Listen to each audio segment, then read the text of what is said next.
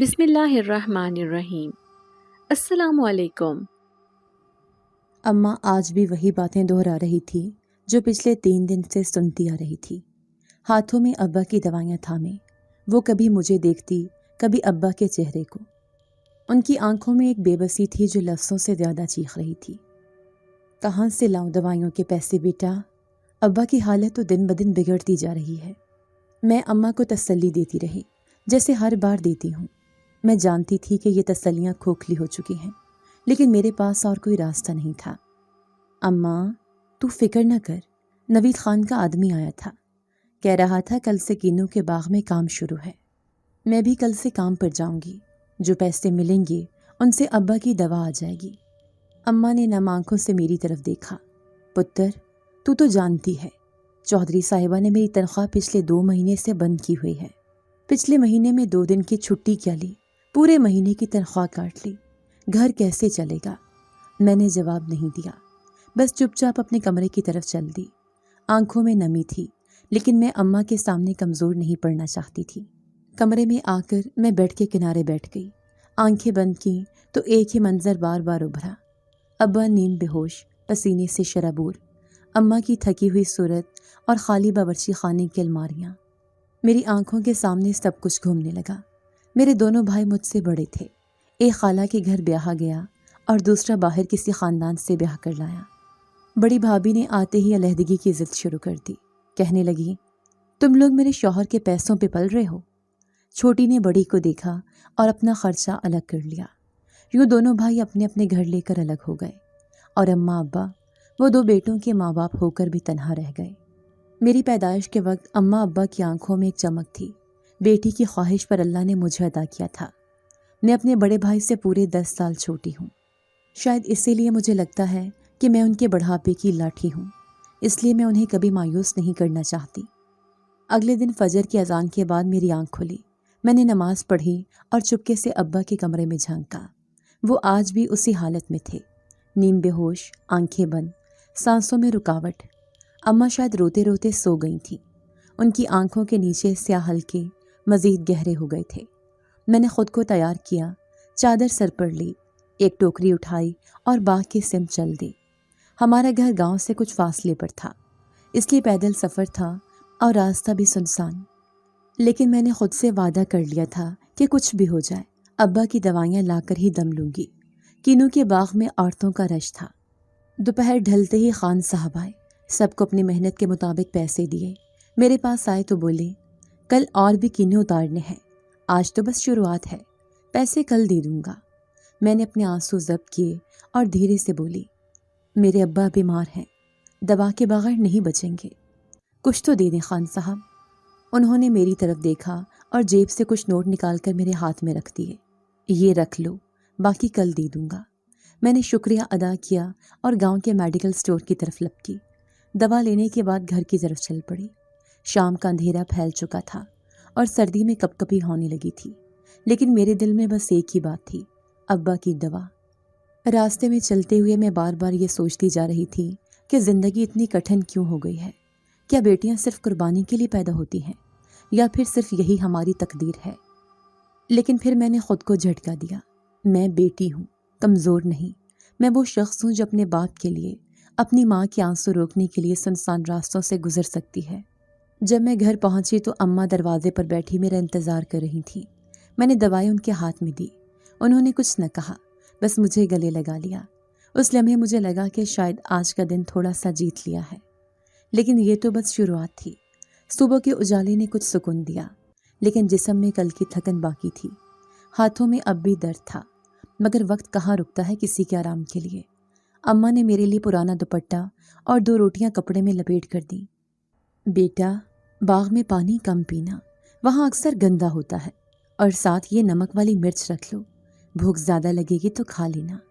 میں نے خاموشی سے سب لے لیا اور گھر سے نکل پڑی۔ باغ کے قریب پہنچی تو عورتوں کی آوازیں، کہکے، بچوں کے رنگ، سب کچھ ایک ہلکے ہلکے شور میں بدل گیا۔ باغ کے اندر گھستے ایک بوڑھی عورت بولی، او چھوٹی، ادھر آ، پہلی بار آئی ہے کیا؟ میں نے سر ہلا دیا۔ تو پھر سن، کنو ایسے توڑنا کہ دانے نہ ٹوٹیں، ورنہ خان صاحب پیسے کاٹ لیتے ہیں۔ باغ کی مٹی گیلی تھی، ہاتھ بار بار پھسلتے اور کنوں کے درختوں میں کانٹے بھی تھے۔ دھوپ تیز ہوتی جا رہی تھی اور ہاتھوں میں چھالے ابھرنے لگے تھے۔ کچھ دیر بعد خان صاحب کی گاڑی آئی۔ انہوں نے نیچے اترتے ہی سب کو بلایا۔ آج کا دن اچھا رہا، لیکن اب جو کنوں تم لوگوں نے توڑے ہیں وہ کل بکیں گے، آج کسی کو پورے پیسے نہیں ملیں گے۔ عورتوں نے چپ چاپ سر ہلا دیا۔ میں بھی ان کے ساتھ کھڑی رہی۔ جب سب جانے لگے، میں نے ہمت کر کے خان صاحب کے پاس جا کر کہا، بابا جی، میرے ابا بیمار ہیں، دوا لینی ہے، اگر تھوڑا سا دے دیں آج تو مہربانی ہوگی۔ وہ رکے، مجھے سر سے پیر تک دیکھا، پھر جیب سے 500 روپے نکالے۔ رکھ لو، کل کے باقی کل دوں گا، کام صحیح کیا ہے تم نے۔ 500 روپے ہاتھ میں تھام کر میں میڈیکل اسٹور کی طرف چل دی۔ دکاندار نے دوا پیک کی اور بولا، اگر کل پھر آنا ہو تو فون کر لینا، میں رکھ دوں گا، تمہاری اماں کو جانتا ہوں۔ سورج جب ڈھلنے لگا تھا، میں نے چادر اچھی طرح اوڑھی اور گاؤں سے باہر نکل آئی۔ واپسی کا راستہ وہی سناٹا، وہی خاموشی۔ جیسے ہی وہ ندی والا موڑ آیا جہاں 2 سوکھے پیڑوں کے بیچ سے راستہ نکلتا تھا، میرے پاؤں میں کچھ نرم سا آیا۔ میں نے رک کر نیچے دیکھا تو ایک چیز ہلی، سانس رک گئی۔ ایک زخمی سا کبوتر تھا جس کا ایک پر جلا ہوا تھا اور ایک سائڈ سے خون رس رہا تھا۔ دل میں ایک عجیب سی کھچاؤ ہوئی۔ ہاتھ آگے بڑھایا، کبوتر نے ہلکی سی جنبش کی، جیسے کہہ رہا ہو، مجھے چھوڑنا مت۔ میں نے ارد گرد دیکھا، کہیں کوئی جانور نہ ہو۔ چادر کے کونے سے اسے نرمی سے اٹھایا، بہت ہلکا تھا، جیسے ہڈیوں کا ڈھانچہ۔ اسے اپنی جھولی میں چھپا کر تیز قدموں سے گھر کی طرف بڑھی۔ دروازے پر پہنچتے ہی اماں نے چونک کر پوچھا، یہ کیا لائی ہو؟ میں نے دھیرے سے کہا، زخمی کبوتر ہے اماں، مرہم چاہیے، ابھی سانس چل رہی ہے۔ اماں نے ماتھے پر ہاتھ رکھا، پگلی ہے کیا؟ خود کے کھانے کے لالے پڑے ہیں اور پرندہ اٹھا لائی۔ میں نے جواب نہیں دیا، بس ابا کی دوا انہیں تھمائی اور کبوتر کو اندر لے آئی۔ کمرے کے کونے میں پرانی انگیٹھی میں کوئلے پڑے تھے، میں نے ان میں سے کچھ جلا لیے۔ اماں نے ایک پرانا سا مرہم نکال کر دیا، یہی ہے اور کچھ نہیں ہے گھر میں۔ میں نے شکر ادا کیا اور کبوتر کے جلے حصے پر نرمی سے لگا دیا۔ کبوتر کی آنکھوں میں ایک خاموشی تھی، لیکن زندہ ہونے کا یقین بھی۔ اس کی سانس ہلکی ہلکی چل رہی تھی، جیسے وہ بھی لڑ رہا ہو اپنی زندگی کے لیے۔ میں نے اسے ایک صاف کپڑے میں لپیٹا اور اپنے پاس رکھ لیا۔ میں نے رات کو اسے اپنے ہی بستر کے پاس فرش پر رکھ دیا تھا۔ نرم کپڑے میں لپٹا ہوا، مرہم لگنے کے بعد وہ قدرے پرسکون ہو گیا تھا۔ کبوتر اب سانسیں لے رہا تھا، لیکن اس کی ایک آنکھ پوری بند تھی، جیسے سوجی ہوئی ہو۔ میں نے پرانے رومال سے اس کی آنکھ پر ہلکی ہلکی ٹھنڈی پٹیاں رکھی۔ انگیٹھی کی آگ دھیرے دھیرے کم ہو رہی تھی۔ میں نے کوئلے دوبارہ چھیڑے تاکہ گرمائش باقی رہے۔ رات کا وقت عجیب سا تھا، باہر ہوائیں چل رہی تھیں، درختوں کی سرسراہٹ کمرے کے اندر تک آ رہی تھی۔ کبھی کھڑکی کی لکڑی ہلتی تو لگتا جیسے کوئی باہر کھڑا ہے، مگر میرا دھیان بار بار کبوتر کی طرف ہی جاتا رہا۔ ایک بار ایسا بھی لگا جیسے وہ کچھ کہنا چاہ رہا ہو۔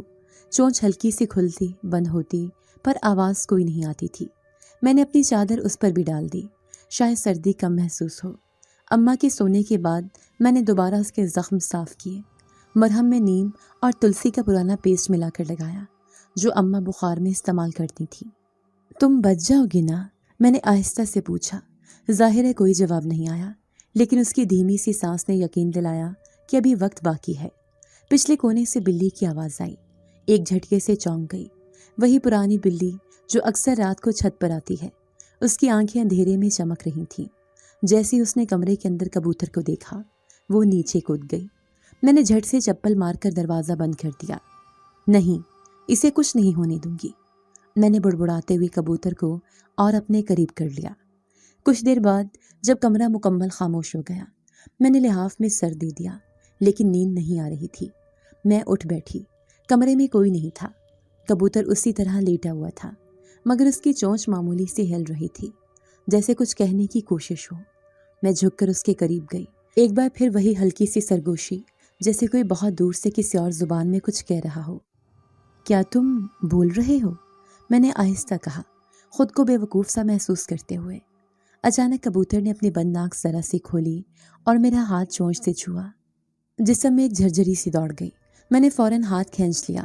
دروازے کے باہر قدموں کی آواز آئی، جیسے کوئی باہر سے چل رہا ہو۔ میں نے جلدی سے جھروکا ہٹایا، باہر کوئی نہیں تھا۔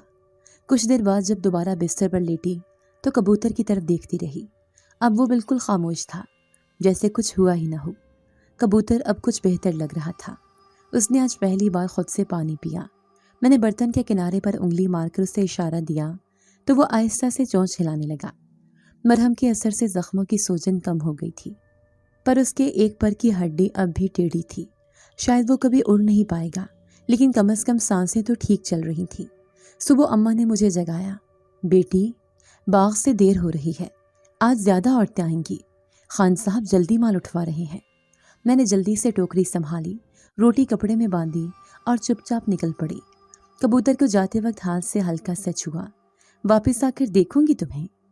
باغ میں آج ہجوم کچھ زیادہ تھا۔ آس پاس کی بستیوں سے بھی عورتیں آئی ہوئی تھیں۔ ایک نے آ کر مجھے کہا، سنا ہے خان صاحب نے کل جن کا ادھورے پیسے دیے تھے، آج پورا حساب دیں گے۔ میں نے سر ہلایا اور بغیر بات کے کام میں لگ گئی۔ کنو توڑنے کا عمل آسان نہیں ہوتا۔ ہاتھوں کی انگلیاں ہر بار پھل کی ڈنڈی سے کٹتی ہیں، دھوپ آنکھوں میں دھنس جاتی ہے اور پاؤں کیچڑ میں پھسلتے ہیں، لیکن جب ذہن میں ایک مقصد ہو تو جسم کے سننے کا وقت کہاں ملتا ہے۔ دوپہر کو میں نے 2 روٹیاں کھائیں اور سائے میں کچھ دیر بیٹھ کر آرام کیا۔ ایک عورت میرے پاس آئی۔ کل تم بہت خاموش تھی، آج بھی کوئی بات نہیں کرتی؟ میں نے مسکرا کر جواب دیا، باتیں کرنی نہیں آتی، کام کرنا آتا ہے۔ وہ ہنس دی اور بولی، ٹھیک ہے، کام ہی صحیح، بس دل کا بوجھ نہ بڑھا لینا۔ شام کو کام ختم ہوا۔ خان صاحب نے مجھے کل کا بقایا بھی دے دیا اور ساتھ کہا، کل سے تمہیں کٹائی کی جگہ گٹلیوں کی گنتی پر لگاؤں گا۔ وہاں کام ہلکا ہے، لیکن حساب رکھنا پڑے گا۔ میں نے اس بات میں سر ہلایا اور پیسے سنبھال لیے۔ واپسی پر دن کی روشنی مدھم ہو چکی تھی۔ میں نے اپنی چادر کندھے پر درست کی اور وہی پرانا راستہ اختیار کیا جو ندی کے کنارے سے ہو کر ہمارے کھیتوں کے پاس سے گزرتا ہے۔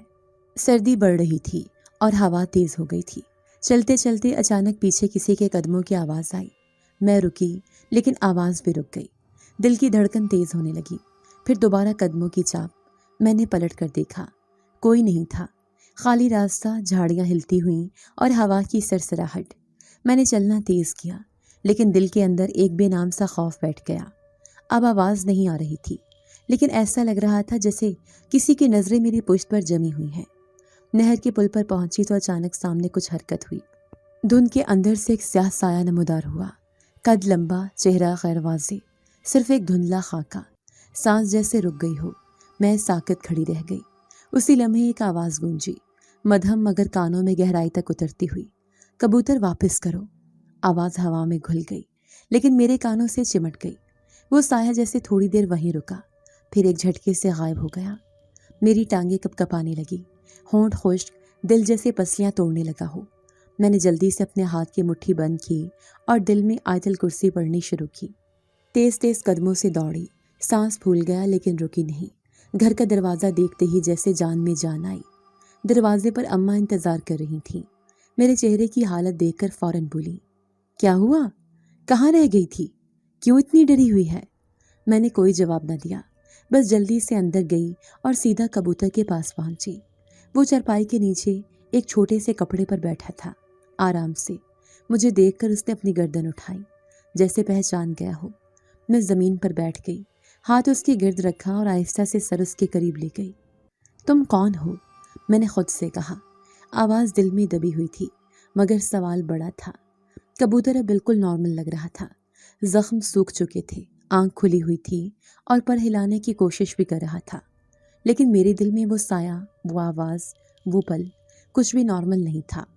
رات کو سونے سے پہلے اماں نے کہا، باغ کا کام تم پر بھاری پڑ رہا ہے، چہرہ بالکل زرد ہو گیا ہے۔ میں نے کہا، نہیں اماں، بس تھکن ہے۔ مگر سچ تو یہ تھا کہ میری تھکن اب جسم کی نہیں رہی تھی، وہ ایک عجیب الجھن میں بدل چکی تھی جو میرے دل اور دماغ میں رہنے لگی تھی۔ صبح کی روشنی میں جب کمرے کی کھڑکی سے دھوپ اندر آئی، کبوتر اپنی جگہ سے ہلا۔ اس نے پر ہلایا، گردن کو دائیں بائیں موڑا، پھر چونچ سے اپنے پر صاف کرنے لگا۔ میں ایک طرف کھڑی سے دیکھ رہی تھی۔ زخم مکمل سوکھ چکے تھے، مرہم کا اثر کامیاب رہا تھا اور اب وہ پہلے سے کہیں زیادہ متحرک نظر آ رہا تھا۔ چند لمحے میں وہ برآمدے کے کنارے آ گیا اور وہاں بیٹھ کر باہر دیکھنے لگا۔ میں نے اس کے سامنے پانی کا چھوٹا برتن رکھا، تھوڑے سے دانے رکھے جنہیں وہ جلدی سے چونچ میں لینے لگا۔ شاید اب اسے میری ضرورت نہیں رہی تھی، شاید اب وہ اڑنے کے لیے تیار تھا۔ میں نے زمین پر بیٹھتے ہوئے آہستہ سے کہا، اب تم آزاد ہو، ٹھیک ہو چکے ہو، تمہیں روکنے کا کوئی حق نہیں بنتا میرا۔ کبوتر نے پلٹ کر میری طرف دیکھا۔ ایک عجیب سا لمحہ تھا، اس کی آنکھوں میں چمک تھی، جیسے سننے اور سمجھنے کی صلاحیت ہو۔ میں نے ہلکے سے مسکرا کر کہا، جاؤ، اب تم آزاد ہو۔ اور جیسے ہی میں نے ہاتھ بڑھا کر کھڑکی کھولی، وہ اچانک سیدھا میرے سامنے آ کر رک گیا۔ اگلے ہی لمحے وہ منظر جو میری زندگی کا رخ بدلنے والا تھا آنکھوں کے سامنے آیا۔ کبوتر کی جسمانی ساخت دھندلی ہونے لگی، جیسے کسی نے اس پر پانی کے رنگ ڈال دیے ہوں۔ وہ ہولے ہولے روشنی میں تبدیل ہو رہا تھا۔ میں ساکت ہو گئی، میرے ہاتھ ہوا میں معلق رہ گئے۔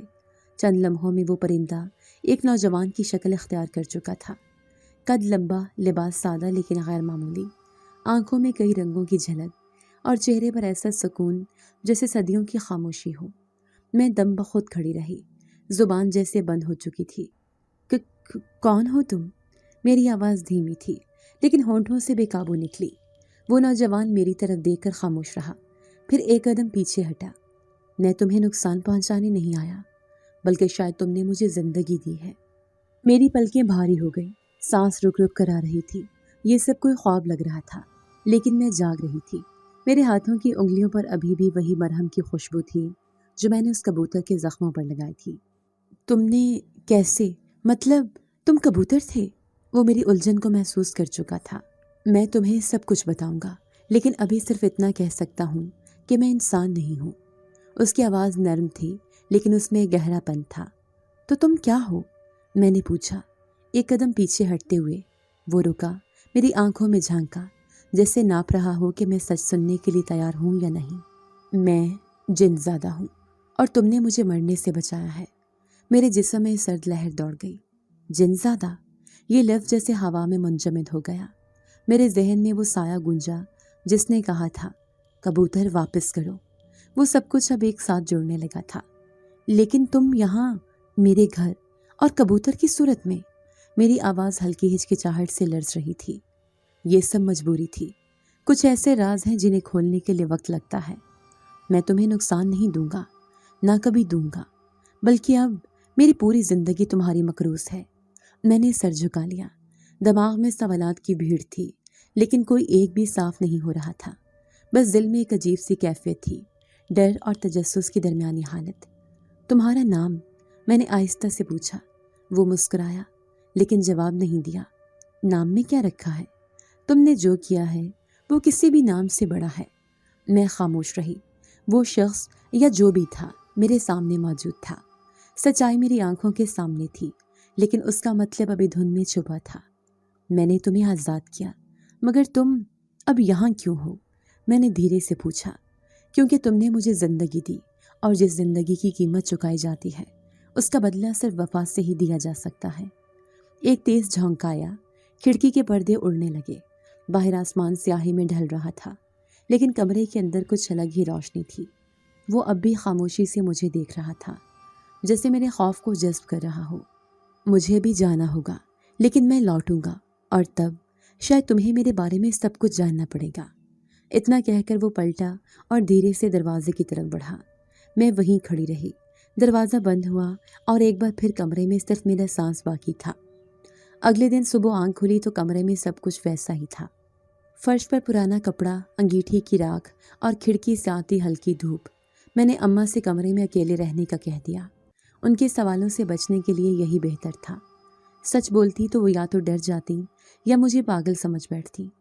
دوپہر کے وقت جب سب کھیتوں میں تھے اور گھر میں سناٹا چھایا ہوا تھا، میں نے دروازہ بند کیا اور آہستہ سے کہا، اگر تم ہو تو سامنے آؤ۔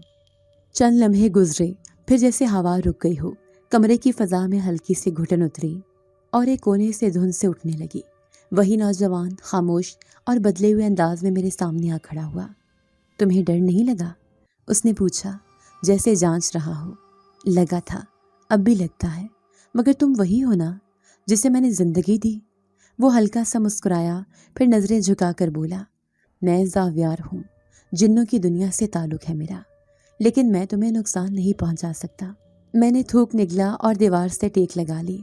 لیکن تم یہاں کیوں ہو؟ تمہیں واپس نہیں جانا چاہیے۔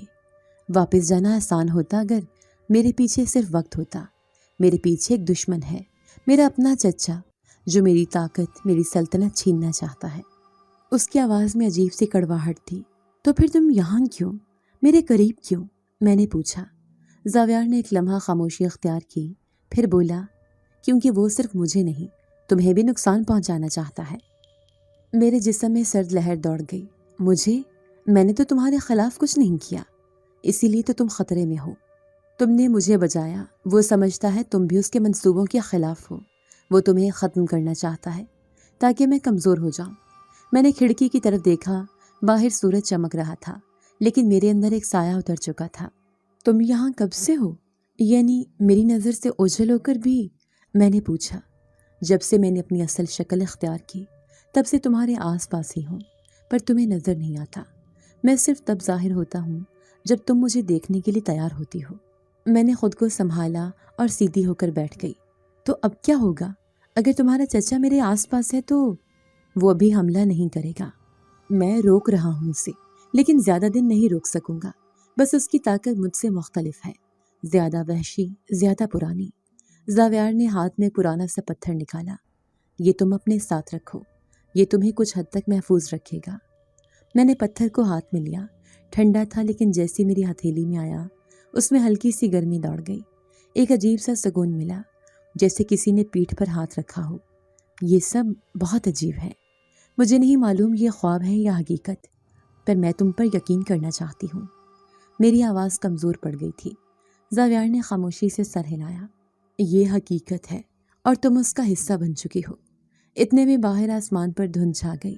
بادل اچانک جمع ہونے لگے، جیسے موسم بدلنے کا ارادہ رکھتا ہو۔ میں نے دروازے سے جھانکا، باہر ہلکی سی سرسراہٹ تھی، لیکن کسی کا سایہ دکھائی نہیں دیا۔ زاویار نے آہستہ سے کہا، اس کا مطلب ہے وہ قریب ہے۔ مجھے بھی جانا ہوگا، تم اکیلی نہیں ہو، میں واپس آؤں گا۔ رکو، تم ایسے جا نہیں سکتی، مجھے مزید جاننا ہے۔ میں نے قدم آگے بڑھایا۔ ابھی وقت نہیں ہے، وہ آ رہا ہے، اور اگر میں رکا تو تمہیں نقصان پہنچ سکتا ہے۔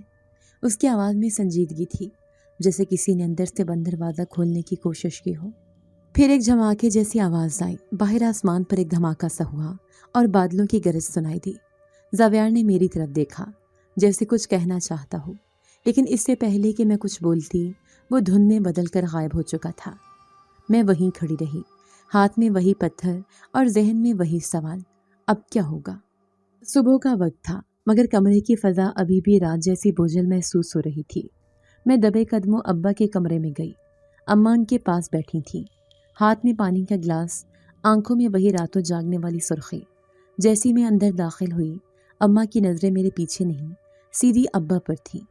بیٹا دیکھ، تیرے ابا نے آنکھ کھولی ہے۔ اماں کی آواز میں حیرت تھی اور ساتھ ایک دبکی ہوئی امید۔ میں جلدی سے ابا کے قریب پہنچی۔ ان کی آنکھیں آہستہ آہستہ کھلی تھیں، چہرے پر کمزوری تھی، لیکن اب وہ بے ہوش نہیں تھے۔ بیٹا پانی پلاؤ مجھے۔ ان کی آواز ہلکی تھی، مگر میرے لیے کسی معجزے سے کم نہیں۔ میں نے اماں سے پانی کا گلاس لیا اور احتیاط سے ابا کو تھوڑا سا پانی پلایا۔ ان کے ہاتھوں میں ہلکی سی جنبش آئی۔ اماں کے چہرے پر برسوں بعد وہ خوشی ابھری تھی جو صرف اولاد کے جینے کی خبر پر ہی آتی ہے۔ اللہ کا شکر ہے، تو نے سنا؟ تیرا ابا ہوش میں آ گیا ہے، اماں نے سر پر دوپٹہ جماتے ہوئے کہا۔ میں نے ہاں میں سر ہلایا، لیکن میرے دل میں وہ خوف اب بھی کہیں موجود تھا۔ زاویار کی باتیں، اس کا چچا اور وہ سیاہ بادل، کچھ بھی ختم نہیں ہوا تھا، بس لمحے بھر کو دب گیا تھا۔ دوپہر تک ابا نے تھوڑا سا شوربہ بھی پیا۔ میں نے ساری دوائیاں ترتیب سے دیوار پر لٹکی تھیلی میں رکھ دی تھیں تاکہ کچھ بھی رہ نہ جائے۔ اماں اب قدرے پرسکون نظر آ رہی تھیں، لیکن میں جانتی تھی کہ وہ سب کچھ نہیں جانتی۔ میں نے اماں سے کہا، میں تھوڑی دیر کے لیے باہر جاتی ہوں، کچھ چیزیں لانی ہیں۔ اماں نے چونک کر پوچھا، بیٹا آج نہ جا، موسم کچھ عجیب لگ رہا ہے۔ میں نے ان کے ہاتھ تھام کر کہا، فکر نہ کریں، دور نہیں جا رہی، صرف گلی کے نکڑ تک۔ گھر کے باہر نکلی تو محسوس ہوا ہوا میں ایک عجیب سی نمی ہے، وہ نمی جو طوفان سے پہلے ہوا کرتی ہے۔ میرے قدم خود بخود اسی جگہ کی طرف مڑ گئے جہاں پہلی بار کبوتر ملا تھا، مگر وہاں سب خاموش تھا۔ درخت اپنی جگہ، مٹی گیلی، لیکن کچھ نیا نہیں۔ واپس آ کر میں نے کمرے کی کھڑکی کھولی۔ سورج ابھی پوری طرح چھپا نہیں تھا، لیکن بادلوں کا دائرہ تنگ ہوتا جا رہا تھا۔ میں نے ٹھنڈی سانس لی اور جیسے ہی پلٹی، ایک ہلکی سی آہٹ نے مجھے دوبارہ کھڑکی کی طرف دیکھنے پر مجبور کیا۔ وہی کبوتر، وہی خاموش، ساکت اور گہری آنکھوں والا، کھڑکی کے کنارے بیٹھا تھا، جیسے کسی کی اجازت کا انتظار کر رہا ہو۔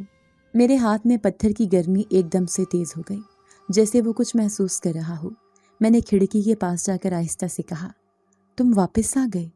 کبوتر نے کوئی حرکت نہیں کی، صرف اپنی گردن ذرا سے میری طرف موڑی۔ میں لمحے بھر کو رک گئی، پھر دل میں ایک خیال آیا، کہیں یہ زاویار تو نہیں؟ مگر پھر ایک جھٹکا سا لگا، کیونکہ وہ پہلے نوجوان کی شکل میں آ چکا تھا، اور اب پھر سے کبوتر کیوں؟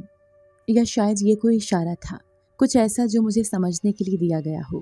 میں نے کھڑکی آہستہ سے بند کر دی اور کبوتر کو وہاں بیٹھا چھوڑ دیا۔ کچھ لمحے بعد وہ اڑ چکا تھا، مگر اس کی موجودگی میرے دل میں ایک نیا سوال چھوڑ گئی۔ میں کمرے میں واپس آئی تو اماں چولہے پر کچھ پکا رہی تھیں اور ابا نیم دراز حالت میں خاموش لیٹے تھے۔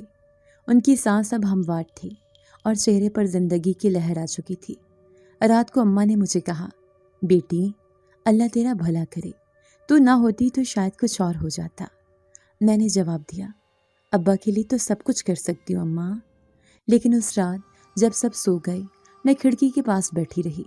آسمان پر بادل جمے ہوئے تھے، جیسے کوئی انتظار میں ہوں۔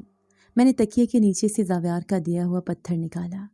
وہ اب بھی گرم تھا، میرے دل میں اب بھی خوف باقی تھا، لیکن اس کے ساتھ ایک عجیب سا سکون بھی تھا، جیسے کوئی ہے جو مجھے دیکھ رہا ہے اور میرے ہر سوال کا جواب اس نے اپنے وقت پر دینا ہے۔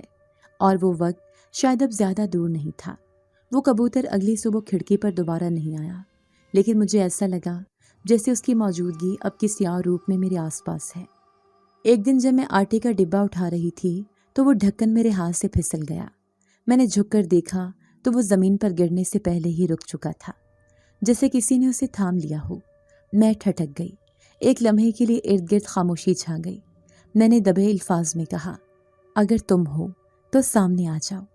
چند ثانیے بعد کمرے کے کونے میں ہلکی سی دھند ابھری اور وہ مانوس چہرہ ایک بار پھر میرے سامنے آ کھڑا ہوا۔ وہ اب بھی اسی وقار اور خاموشی کے ساتھ کھڑا تھا، جیسے کوئی گہری روشنی کا سایہ۔ زاویار، میں نے پہلی بار اس کا نام خود زبان سے پکارا۔ اس نے سر ہلایا۔ تم نے یاد رکھا؟ کیسے نہ رکھتی؟ جسے بچایا ہو اور جس نے بچانے والے کو خطرے سے آگاہ کیا ہو، اسے بھلا کیسے بھول سکتی ہوں؟ وہ چند قدم آگے بڑھا۔ میں ہر پل تمہارے ساتھ ہوتا ہوں، لیکن تمہیں نظر نہیں آتا۔ میری دنیا میں یہ عام بات ہے، مگر تمہاری دنیا میں اسے معجزہ کہا جاتا ہے۔ میں نے حیرت سے پوچھا، تو تم یہاں ہر وقت؟ جب تم سوتی ہو تب بھی، جب تم چلتی ہو تب بھی، جب تم روکتی ہو سانس کسی اندیشے میں تمہارے دل کے آس پاس موجود ہوتا ہوں۔ ایک لمحہ خاموشی میں ڈوبا، جس میں لفظوں کی ضرورت نہیں تھی۔ پر تم نے یہ سب کیوں چنا؟ تم آزاد ہو، اپنی دنیا میں لوٹ سکتی ہو۔ میں محافظ ہوں تمہارا۔ تم نے مجھے ایک نئی زندگی دی، اور میرے قبیلے کے قانون کے مطابق جس نے جان بچائی ہو اس کی حفاظت میری ذمہ داری ہے۔ میں نے اپنی چادر درست کی اور کہا، تمہارا انداز محافظوں جیسا کم، دوستوں جیسا زیادہ لگتا ہے۔ اس کے لبوں پر ہلکی سی مسکراہٹ آئی۔ وقت اور جذبہ دونوں ساتھ چلتے ہیں۔ کبھی کبھی محافظ دوست بن جاتے ہیں، اور کبھی دوست محافظ سے بھی بڑھ کر۔ زاویار کی موجودگی نے میرے دن بدل دیے تھے۔ کبھی میں پاؤں رکھتی اور پھسلنے سے بچ جاتی، کبھی اماں کی کوئی چیز گم ہوتی اور فوراً ہاتھ لگ جاتی، کبھی بازار جاتے ہوئے کسی خطرناک راستے پر قدم رکھنے سے پہلے دل میں عجیب سی کھنک سنائی دی تھی جو مجھے روک دی تھی۔ ایک بار جب میں کھیتوں کے پاس سے گزر رہی تھی، وہاں کچھ لوگ جھگڑ رہے تھے۔ ایک نے پتھر اٹھایا اور اس کا نشانہ غلطی سے میری طرف ہونے لگا، لیکن عین لمحے پر پتھر ایک طرف مڑ گیا، جیسے کسی نے ہوا میں جھپٹ کر اس کا رخ بدل دیا ہو۔ میں نے پلٹ کر دیکھا، وہاں کوئی نہیں تھا، لیکن دل میں ایک احساس ضرور جاگا، زاویار۔ کمرے میں جب رات کو میں تکیے پر سر رکھتی، تب یہ احساس ہوتا کہ وہ موجود ہے۔ ایک بار میں نے آہستہ سے کہا، کیا تم سوتے نہیں؟ اندھیرے میں دھند سا سایہ ابھرا۔ ہماری نیند تمہاری طرح نہیں ہوتی، تمہارے سکون سے ہماری طاقت بحال ہوتی ہے۔ زاویار کے ساتھ وقت گزرتا جا رہا تھا، اور میرے دل میں ایک انجانی انسیت جنم لے رہی تھی۔ وہ نہ صرف میرا محافظ تھا، بلکہ میری خاموشی میں شریک، میری تنہائی میں دوست، اور میری بے بسی میں ڈھال بن چکا تھا۔ میں اکثر سوال کرتی، کیا یہ سب ایک دن ختم ہو جائے گا؟ اور وہ صرف اتنا کہتا، ہر چیز کا وقت ہوتا ہے، میں تب تک ساتھ ہوں جب تک تمہیں میری ضرورت ہے۔ لیکن میں جانتی تھی یہ محض ضرورت سے بڑھ کر کچھ ہو چکا ہے۔ ایک رات جب اماں سو چکی تھیں اور باہر بارش ہلکی ہلکی برس رہی تھی، میں نے زاویار سے کہا، تم ہمیشہ کہتے ہو کہ تم محافظ ہو، لیکن کبھی سوچا اگر محافظ کو خود کسی کی قربت کی طلب ہو جائے تو کیا ہوتا ہے؟ وہ کچھ لمحے خاموش رہا، پھر بولا، تم نے سچ پوچھا ہے، میں نے تمہیں محافظ کے طور پر پایا تھا، لیکن دل شاید تمہیں دوست سمجھ بیٹھا ہے، شاید اس سے بھی زیادہ۔ محبت؟ میں نے سرگوشی کی، میں جن زادہ ہوں، محبت ہمارے لیے کمزوری سمجھی جاتی ہے، لیکن میں اس کمزوری کو قوت مانتا ہوں اگر وہ تم سے ہو۔ میرے دل میں عجیب سی ہلچل مچی، میں نے نظریں چرائیں مگر دل میں ایک بات واضح ہو گئی تھی، محافظ ہو یا دوست، زاویار اب صرف ایک سائے کا نام نہیں رہا تھا۔ گھر کے اندر سکون تھا، لیکن میرے اندر سوالوں کی ایک لمبی قطار تھی۔ دن بھر کے کاموں کے بعد جب رات کا اندھیرا گہرا ہونے لگا اور اماں ابا سونے لگے، میں نے زاویار کو پکارا۔ دھیمی روشنی میں وہ میرے سامنے آ بیٹھا، جیسے پہلے سے موجود ہو اور بس میری آواز کا انتظار کر رہا ہو۔ آج اماں نے مجھے دیکھا جب میں تم سے بات کر رہی تھی، میں نے آہستہ سے کہا۔ وہ بولی، اکیلی بیٹھ کر کس سے باتیں کر رہی ہو؟ زاویار نے گردن جھکائی، انہیں میری موجودگی کبھی دکھائی نہیں دی۔ میں تمہارے خیالوں میں ہوں، تمہاری آنکھوں سے جڑا ہوں، یہ تعلق صرف تمہیں عطا ہوا ہے، پر اب یہ چھپانا مشکل ہو جائے گا۔ اماں بار بار سوال کرے گی، سچ اگر تم پہ بھاری نہ ہو تو چھپا لو، لیکن اگر بوجھ بننے لگے تو بتا دو۔ میں نے کھڑکی سے باہر دیکھا، آسمان پر ہلکے بادل تھے اور ٹھنڈی ہوا کمرے میں داخل ہو رہی تھی۔ زاویار، تم ہمیشہ میرے ساتھ رہے، مجھے بچاتے رہے، پر تم نے خود کو کبھی مکمل کھولا نہیں۔ وہ کچھ لمحے خاموش رہا، پھر پہلی بار اس نے میرے سامنے اپنا ماضی رکھا۔ میں جن زادہ ہوں، ایک ایسی سلطنت سے جسے تمہاری دنیا نہیں جانتی۔ میرے والد نے مجھے اپنی زندگی میں تخت کا وارث بنایا، مگر ان کے مرنے کے بعد میرا چچا طاقت کا پیاسا ہو گیا، تو اس نے تمہیں، ہاں، اس نے مجھے فریب سے کبوتر میں بدل دیا۔ جنات میں بھی سحر اور جادو کا استعمال ہوتا ہے، اور وہ اپنے وقت کا سب سے بڑا عامل تھا۔ میں صرف ایک کمزور پرندہ بن کر دنیا میں پھینک دیا گیا، زخموں سے چور، کمزور، اور پھر تم نے مجھے دیکھا۔ میں خاموشی سے سنتی رہی۔ زاویار کی آنکھوں میں وہ لمحے صاف دکھائی دے رہے تھے جو شاید اس نے برسوں چھپائے تھے۔ میری سلطنت چھن گئی، میرا نام ختم کر دیا گیا، میری طاقت سلب کر لی گئی، لیکن تمہاری چھوٹی سی مدد نے میری اصل کو جگا دیا۔ تمہاری مرہم میں وہ خلوص تھا جو جادو سے بھی زیادہ اثر رکھتا ہے۔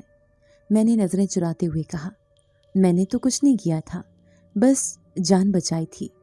تم نے صرف جان نہیں بچائی تھی، تم نے مجھے خود ہی لوٹائی، اور جب ایک مخلوق کو اپنی اصل یاد آتی ہے تو وہ بے اختیار تمہارے وجود سے جڑ جاتی ہے۔ کمرے میں اچانک خاموشی چھا گئی، صرف باہر درختوں کی ہلکی سرسراہٹ باقی رہ گئی۔ زاویار، تمہیں پتہ ہے نا، یہ سب عام باتیں نہیں ہیں۔ میں ایک عام سی لڑکی، گاؤں کی، سیدھی سادی، اور تم ایک ایسی دنیا سے ہو جسے میں جانتی ہی نہیں۔ محبت کو نہ حسب دکھتا ہے نہ نسب، وہ صرف دل کی زبان جانتی ہے، اور میرا دل کب تم سے بن گیا میں جان ہی نہ پایا۔ میں نے کھڑکی سے باہر نظر ڈالی، اندھیرے میں کبوتر کا وہ سایہ یاد آیا جو کئی راتوں پہلے مجھے ملا تھا۔ میں بھی بدل گئی ہوں، تم نے میرے اندر وہ ہمت جگا دی جو شاید کبھی تھی ہی نہیں، اور سچ کہوں تو میں تمہیں کھونا نہیں چاہتی۔ زاویار نے آہستہ سے ہاتھ میری طرف بڑھایا۔ میں تمہارا محافظ ہوں، لیکن تم میرے لیے اب صرف ایک ذمہ داری نہیں رہی، تم وہ احساس بن چکی ہو جس کے بغیر اب روشنی مکمل نہیں لگتی۔ تو پھر؟ میں نے دھیرے سے پوچھا، یہ سب کیا ہوگا؟ تم ہمیشہ ایسے ہی رہو گے، سایہ بن کر؟ نہیں، وقت آئے گا جب میں مکمل طور پر تمہارے سامنے آ سکوں گا، ایک ایسا روپ جسے تم چھو سکو گی، محسوس کر سکو گی، لیکن اس کے لیے کچھ اور قربانیاں دینی ہوں گی۔ کیا تم تیار ہو؟ میں نے پوچھا۔ زاویار کی آنکھوں میں ایک عزم چمکا۔ اگر وہ قربانیاں مجھے تمہارے قریب لائیں تو میں سب کچھ چھوڑ سکتا ہوں، سلطنت، طاقت، سب کچھ۔ اماں کی آہٹ سن کر میں چونکی۔ زاویار نے اشارہ کیا، پھر کبھی، اور دھن میں غائب ہو گیا۔ اماں دروازے پر کھڑی تھی، چہرے پر فکر۔ بیٹا، کس سے باتیں کر رہی تھی؟ میں نے پلکیں جھپکی۔ بس دل سے دل کی بات ہو رہی تھی اماں، کبھی کبھی خاموشیاں بھی باتیں کر لیتی ہیں۔ اماں نے کچھ دیر دیکھا، پھر سر ہلایا اور واپس چلی گئی۔ میں نے کھڑکی سے باہر دیکھا، آسمان صاف تھا، لیکن میرے دل میں پہلی بار دھند چھٹنے لگی تھی۔ محبت کا اعتراف صرف لفظوں سے نہیں ہوتا، وہ نظروں، خاموشیوں اور ان لمحوں میں چھپا ہوتا ہے جو کسی کو ہمیشہ کے لیے ہمارے اندر بسا دیتے ہیں۔ اور زاویار وہ اب صرف محافظ نہیں تھا، وہ میرا اپنا بن چکا تھا۔ دن کا وقت تھا، اماں چولہے کے پاس بیٹھی تھیں اور میں صحن میں کپڑے پھیلا رہی تھی۔ ابا کرسی پر بیٹھے دھوپ لے رہے تھے، ان کے چہرے پر پہلی بار کچھ دنوں سے سکون تھا۔ یہ چند لمحے جیسے برسوں بعد ہمیں نصیب ہوئے تھے، لیکن اندر ہی اندر ایک بے چینی اب بھی سانس کے ساتھ چل رہی تھی۔ زاویار پچھلی رات سے ظاہر نہیں ہوا تھا، میں نے اسے نہ بلایا نہ وہ خود آیا۔ شاید وہ خود بھی سوچ رہا تھا یا کوئی فیصلہ لے رہا تھا۔ دروازے پر دستک ہوئی، ایسی جیسے کوئی ہچکچاتے ہوئے بجا رہا ہو۔ میں نے ہاتھ پہنچتے ہوئے دروازہ کھولا تو سامنے ایک شناسا چہرہ تھا، پر وہ پہلے جیسا نہ رہا تھا۔ میرا بڑا بھائی کھڑا تھا، وہی جو سالوں پہلے خالہ کے کہنے پر الگ ہو گیا تھا۔ آنکھیں سوجی ہوئی، چہرہ اترا ہوا اور بال بکھرے ہوئے، ہاتھ میں ایک چھوٹا بیگ جیسے صرف بوجھ اٹھانے کے لیے بنایا گیا ہو، اور اب بوجھ صرف سامان کا نہیں تھا۔ کیا اماں ابا گھر پہ ہیں؟ اس کی آواز میں لرزش تھی۔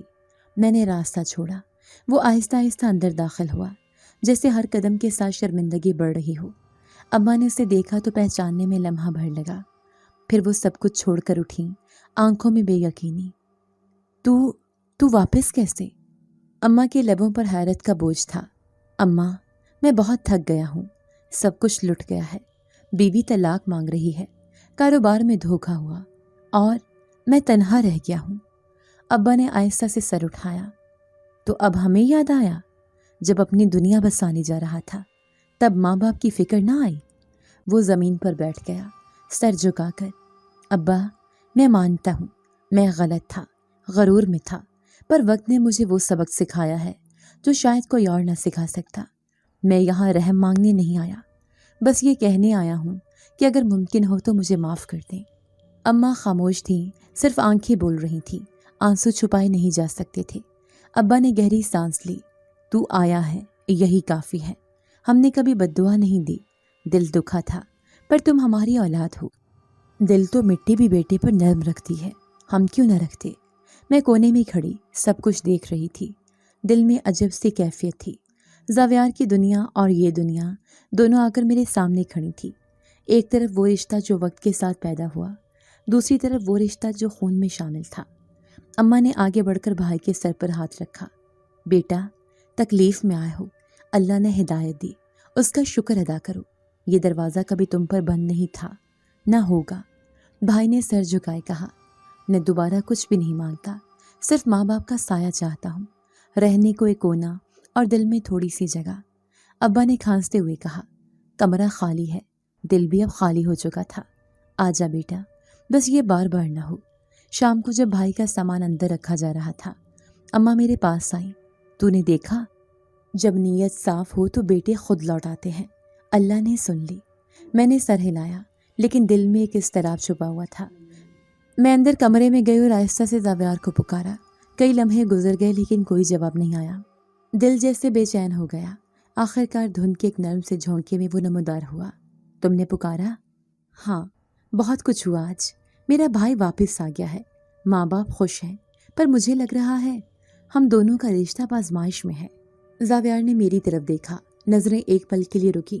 میں جانتا ہوں تمہاری دنیا واپس اپنی شکل میں آ رہی ہے، اور میرا وجود ابھی بھی تمہاری حقیقت سے بہت دور ہے، پر تم خود کو دور کیوں کر رہی ہو؟ میں نے سوال کیا، کیونکہ اگر میں قریب رہوں گا تو تمہارے اپنے مجھ سے خوف کھائیں گے، اور اگر میں پیچھے ہٹوں گا تو تمہیں موقع ملے گا سوچنے کا، آزاد رہنے کا، اور اگر میں خود یہ سب چاہتی ہوں، تمہارے ساتھ تمہاری دنیا میں قدم رکھنے کا فیصلہ۔ زاویار نے گہری سانس لی۔ پھر تمہیں بہت کچھ چھوڑنا ہوگا، صرف رشتہ نہیں، اپنی پہچان بھی بدلنی پڑے گی۔ میں جن زادہ ہوں اور تم انسان ہو، یہ فرق چھوٹا نہیں۔ میں نے لمحہ بھر سوچا، پھر کہا، اگر تم سچ ہو، اگر تمہاری محبت سچ ہے تو باقی سب فرق مٹا دوں گی۔ زاویار خاموش رہا، مگر اس کی آنکھوں میں روشنی تھی، وہی روشنی جو ہمیشہ مجھے خطرے سے پہلے نظر آتی تھی۔ اب یہ روشنی شاید کسی بڑے فیصلے سے پہلے کی تھی۔ باہر اندھیرا پھیل چکا تھا، لیکن اندر میرے دل میں ایک نئی صبح کا امکان پیدا ہو رہا تھا۔ خاندان کی بحالی ہو رہی تھی، مگر میرے اور زاویار کے درمیان جو فاصلے بننے والے تھے وہ ابھی سامنے آنے باقی تھے۔ دن چڑھتے ہی اماں نے ناشتہ بناتے ہوئے خوشی سے بتایا، تیرا بھائی ابا کے ساتھ بیٹھ کر باتیں کر رہا ہے، پہلے جیسا ہو گیا ہے گھر، دل میں ٹھنڈ پڑ گئی ہے۔ میں نے ان کے چہرے پر وہ مسکراہٹ دیکھی جو مدتوں بعد لوٹی تھی، مگر میرے اندر کچھ اور ہی چل رہا تھا۔ پچھلی رات زاویار سے جو بات ہوئی وہ سادہ نہیں تھی، میں جانتی تھی وہ خود کو پیچھے کر رہا ہے، لیکن اس کا چہرہ کچھ اور کہہ رہا تھا، جیسے وہ کوئی فیصلہ کر چکا ہو لیکن مجھے ابھی بتانے سے گریز کر رہا ہو۔ شام کے وقت جب صحن میں سب اپنے کاموں میں مصروف تھے، میں کمرے میں اکیلی بیٹھی تھی۔ میں نے آہستہ سے زاویار کو پکارا۔ چند لمحے کے بعد وہ سامنے آ گیا، مگر آج اس کے چہرے پر غیر معمولی سکون تھا۔ تم بدل گئے ہو زاویار، کچھ ہے جو تم چھپا رہے ہو۔ چھپا نہیں رہا، بس مناسب وقت کا انتظار کر رہا تھا، اس نے نرمی سے کہا۔ تو وقت آ گیا ہے؟ اس نے سر ہلایا۔ میں نے اپنے چچا سے معاہدہ کر لیا ہے۔ کیا مطلب؟ میں ایک دم سیدھی ہو کر بیٹھ گئی۔ میں نے اسے اپنی سلطنت دے دی ہے، وہ جو برسوں سے چاہتا تھا میں نے اسے دے دیا۔ مگر کیوں؟ وہ تو تمہارا دشمن تھا، اب بھی ہے، مگر میں نے اپنی جنگ ختم کر دی ہے۔ اس نے ایک شرط مانی ہے کہ وہ تمہیں نقصان نہیں پہنچائے گا، نہ کبھی میرے راستے میں آئے گا۔ میں کچھ لمحے خاموش رہی۔ اور تم نے بدلے میں سب کچھ چھوڑ دیا؟ ہاں، سلطنت، طاقت، جنات کی دنیا، سب۔ میں اب تمہارے ساتھ رہنا چاہتا ہوں، تمہاری دنیا میں، تمہارے اصولوں کے ساتھ۔ میرا دل جیسے ایک پل کو رک گیا۔ تم واقعی انسان بننے جا رہے ہو؟ میں نے فیصلہ کر لیا ہے، یہ سب کوئی ہلکی قیمت نہیں، لیکن تمہارے ساتھ زندگی گزارنے کی جو خواہش ہے وہ سب سے بڑی ہے۔ تو اب کیا ہوگا؟ زاویار نے کچھ لمحے سوچا، پھر کہا، آج رات میں تمہارے اماں ابا سے رشتہ مانگنے آؤں گا، ایک عام انسان کی طرح۔ کیا وہ تمہیں دیکھ سکیں گے؟ ہاں، کیونکہ اب میں وہ نہیں رہا جو پہلے تھا۔ تمہاری دنیا میں قدم رکھنے کے لیے میں نے اپنا روپ، اپنی شناخت اور اپنی حیثیت سب چھوڑ دی ہے۔ میں نے نظریں جھکا لی، دل جیسے بھاری ہو رہا تھا، لیکن ساتھ ہی ایک سکون بھی پھیل رہا تھا۔ رات کو جب دستک ہوئی تو ابا نے دروازہ کھولا۔ سامنے ایک نوجوان کھڑا تھا، صاف لباس، سنجیدہ چہرہ اور آنکھوں میں گہرائی۔ السلام علیکم، میں زاویار ہوں، آپ کی بیٹی سے ملنے آیا ہوں۔ ابا نے حیرت سے مجھے دیکھا۔ میں نے خاموشی سے سر ہلایا۔ اماں کچھ پیچھے کھڑی تھی، انہوں نے آہستہ سے پوچھا، یہی ہے وہ جس کے بارے میں تو اکثر چپ چاپ سوچتی رہتی ہے؟ میں نے کہا، جی اماں، یہی ہے وہ۔ ابا نے زاویار کو بیٹھنے کا کہا اور ہم سب صحن میں آ بیٹھے۔ زاویار نے صاف لفظوں میں بات شروع کی، میں آپ کی بیٹی کا رشتہ مانگنے آیا ہوں۔ میں کوئی معمولی انسان نہیں تھا، لیکن اب جو کچھ ہوں وہ صرف اور صرف اس کے لیے ہوں۔ میں نے سب کچھ چھوڑ دیا ہے، صرف ایک نئی زندگی کے آغاز کے لیے۔ ابا کچھ دیر خاموش رہے، پھر پوچھا، کیا تو اس کے لیے دنیا سے الگ ہو چکا ہے؟ جی، مکمل طور پر۔ اماں نے میری طرف دیکھا، جیسے برسوں کا سوال آنکھوں میں اتر آیا ہو۔ تو بھی یہی چاہتی ہے؟ اماں، جو کبھی ہمارا نہیں تھا وہ بھی چھوڑا جا سکتا ہے، لیکن جو اپنے ہونے کا حق ادا کر دے اسے چھوڑنا ناانصافی ہوگی۔ ابا نے سر جھکایا اور آہستہ سے کہا، تو پھر ہمیں کیا اعتراض ہو سکتا ہے؟ بیٹی کی خوشی ہمارے فیصلے سے بڑی ہے۔ زاویار نے ادب سے سر جھکایا۔ اس لمحے میں نے اس کی آنکھوں میں وہ سکون دیکھا جو شاید اسے برسوں بعد ملا تھا۔ وہ انسان بن چکا تھا، اب نہ وہ کبوتر تھا، نہ سایہ، نہ کوئی محافظ۔ اب وہ میرا ہمسفر تھا، ایک حقیقی وجود جس نے میرے لیے اپنی پوری دنیا ترک کر دی تھی۔ یہ صرف رشتہ نہیں تھا، یہ ایک دنیا سے دوسری دنیا کا پل تھا، اور اب ہم دونوں ایک ہی کنارے پر کھڑے تھے۔ نکاح کی تقریب سادہ رکھی گئی۔ صحن میں ایک پرانی سفید چادر تانی گئی، چرپائیاں ایک طرف لگا دی گئیں اور محلے کی چند عورتوں کو بلایا گیا۔ اماں نے خود اپنے ہاتھوں سے میری چوڑیاں پہنوائیں اور ابا نے وہی پرانا صاف کرتا پہنا جو انہوں نے ہمیشہ خوشی کے موقع پر سنبھال کے رکھا تھا۔ زاویار اب صرف زاویار تھا، جن زیادہ نہیں، کبوتر نہیں، سایہ نہیں۔ اس کی آنکھوں میں سکون تھا، لیکن اس کے چہرے پر تھکن بھی چھپی تھی۔ میں سمجھ سکتی تھی کہ اپنی دنیا کو چھوڑ کر وہ اب اس دنیا کے رنگ میں ڈھلنے کی کوشش کر رہا تھا۔ یہ تمہاری دنیا ہے زاویار، اب تمہارے ہر دن میں معمول ہوگا، مشکلات ہوں گی، چھوٹی چھوٹی باتوں پر بحثیں، گھر کا حساب اور زندگی کی دوڑ۔ کیا تم تیار ہو؟ میں نے اس سے ایک رات پہلے پوچھا تھا۔ جب تم ساتھ ہو تو ہر دن کا رنگ خوبصورت ہو جائے گا۔ مجھے جادو کی طاقت نہیں چاہیے، जब मोहब्बत जीने की ताकत बन जाए, उसने नरमी से कहा था। हमने अपने लिए एक छोटा सा कमरा संवारा। सेहन के बाईं तरफ, जहाँ पहले अब्बा की पुरानी खुली छपरी थी, वहीं हमने ईंटें चुनकर बांस की छत डालकर एक नया कमरा बनाया। जावियार हर रोज खुद हाथ से काम करता, कभी दीवारें प्लस्तर करता, कभी छत पर पटसन की रस्सियां बांधता। वो जिन्नाती ताकतें पीछे छोड़ आया था। अब हर काम इंसानी हाथों से होता था। कभी ख्याल आता है अपनी पुरानी दुनिया का? मैंने एक बार पूछा, जब वो लकड़ी का दरवाज़ा खुद तराश रहा था। आता है, लेकिन तुम्हें देखकर सब धुंधला जाता है।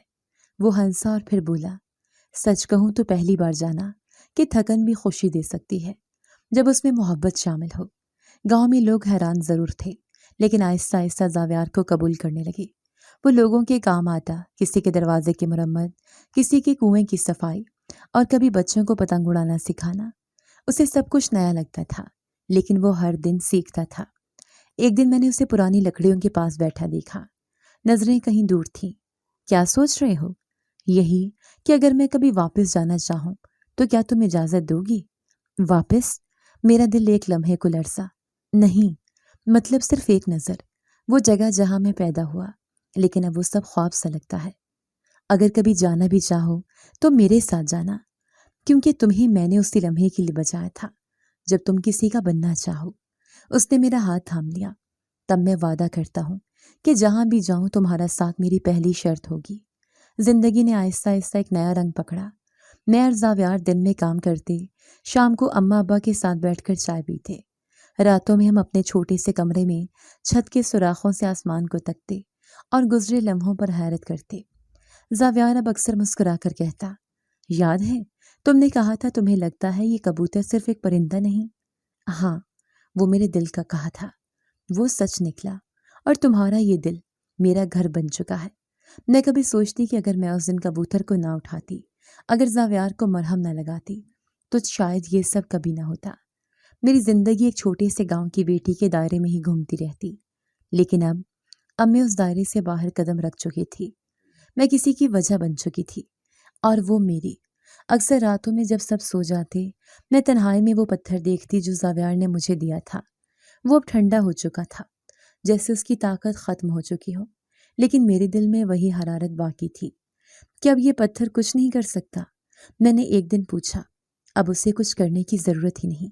मैं खुद अब तुम्हारी हिफाजत हूँ। मैंने पत्थर को संभाल कर एक छोटे से लकड़ी के डिब्बे में रख दिया, जैसे किसी मुकद्दस निशानी को महफूज रखा जाता है। और यूं मेरी कहानी पूरी हुई। जिसे सबने कबूतर समझा, वो मेरी जिंदगी की सबसे बड़ी हकीकत, सबसे बड़ी मोहब्बत बन गया। और मैं अब सिर्फ एक बेटी, एक बहन या एक गांव की लड़की नहीं थी। मैं एक ऐसी औरत थी। अगर आपको आज की हमारी कहानी पसंद आई है तो इसे लाइक कीजिए और अपने प्यारों के साथ शेयर कीजिए। और हाँ, अगर आपने अभी तक हमारा चैनल सब्सक्राइब नहीं किया तो जरूर कीजिए। मिलते हैं कल एक नई और दिलचस्प कहानी के साथ। तब तक के लिए अल्लाह हाफिज।